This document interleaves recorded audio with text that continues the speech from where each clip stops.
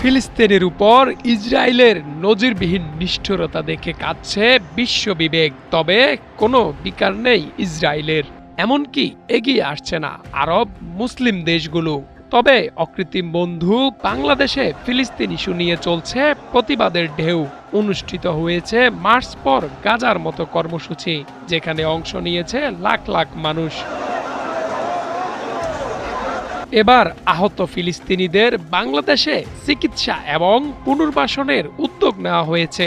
মানবিকতার এমন উদাহরণ তৈরি করতে যাচ্ছে বাংলাদেশি স্বেচ্ছাসেবী প্রতিষ্ঠান আল মারকাজুল ইসলামী। প্রাথমিকভাবে 1000 আহত ফিলিস্তিনি নাগরিককে এনে চিকিৎসা দিতে যাচ্ছেন তারা। পরবর্তীতে আরো 2000 আহত ফিলিস্তিনিকে চিকিৎসা দিতে দেশে আনা হবে। এই বিশ্বের দরবারে বাংলাদেশ হয়তো একটা ছোট একটা দেশ, হয়তো আমাদের মধ্যে অনেক প্রবলেম রয়েছে।